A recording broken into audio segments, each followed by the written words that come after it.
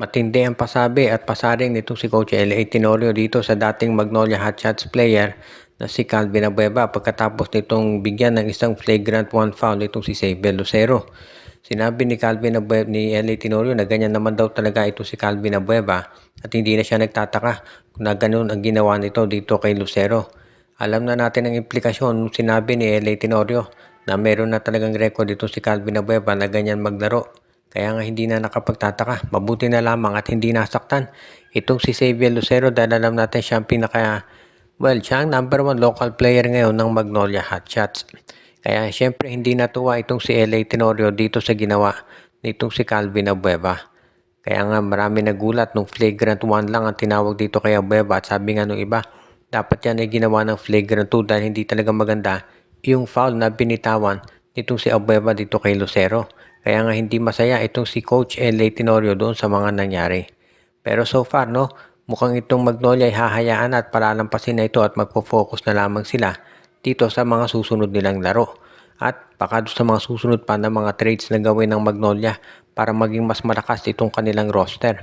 Sa ngayon kasi itong Magnolia Hotshots ang plano talaga nilang gawin ay bigyan ng oportunidad si L.A. Tenorio na ipakita kung ano kanyang kayang gawin sa pagbibigay dito ng matindi at malakas na lineup.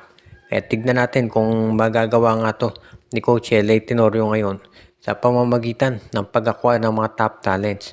Dahil syempre hindi naman biro yung ginagawa ng Magnolia ngayon na pagre-rebuild. Kabila nga daw dyan yung balita ite-trade to si Javi Gomez de Leano para makakuha ng mas magaling na offensive at defensive player. Tignan natin kung ito'y matutuloy, no? Pero ang isa pang player na baka daw matrade itong si Rom De La Rosa at si Russell Escoto. Kabilang yan doon sa mga players daw na baka pakawala na nitong Magnolia Hotshots. Ang TNT tropang 5G naman ngayon ay syempre maganda lagay nila dahil dito sa nilalaro ni Bol.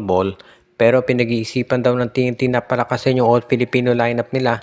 Kaya nga baka daw itong si RR Pogoy ay matrade na. Hindi lang dito kay Cedric Fairfield ang balita. Baka daw itong si RR Pogoy ay i-trade naman sa Titan Ultra kapalit ni Joshua Monson. Yan daw yung isa sa mga konsiderasyon na pinag-aaralan ngayon nitong management ng TNT lalo na at nakita nila kung gaano kahusay maglaro si Joshua Monson. At itong Titan Ultra naman kasi hindi na yan yung Northport Batang Pair na dating farm team ng SMC. Independent team na ngayon itong Titan Ultra. Kaya sa tingin ko mukhang maganda ang kalalagyan itong Titan Ultra ngayon kung sakaling ang i-trade nila si Monson. Dahil itong si RR Pogoy naman, veterano yan, makakatulong pa rin yan doon sa mga bagong players nitong Titan Ultra. At ito namang TNT, syempre, i-welcome niya talaga si Joshua Monson dahil maganda ang nilalaro nito. Kung sa bagay, ito namang si Joshua Monson, alam natin na magaling na player yan at babagay yung estilo ng laro nito doon sa dribble drive offense na pinapatakbo ni Coach Chot Reyes. Sa ngayon kasi hindi mo makikita yung problema at yung kakulangan ng TNT. Dahil nandiyan nga itong si Bolbol na naglalaro para sa kanila. Pero syempre pagdating ng Philippine Cup, dyan mo mapapansin yung kakulangan ng scorers pa ng TNT. Kaya yung pagkuha nila kay Monson, hindi lang to scorer, kung hindi ito yung defensive player, makakatulong ng malaki para dito sa tropang giga. At yan, at sigurado tayo na nakikita rin ni Coach Chot Reyes. Kaya nga gusto na niyang makuha ang nasabing player. At ito talaga yung magiging maganda para dito sa tropang 5G na talaga naman naghahanap ngayon ng mga tinatawag natin na mga magagaling na mga players na po pwede na magamit dito sa kanilang roster para maging mas maganda yung kanilang ilalaro.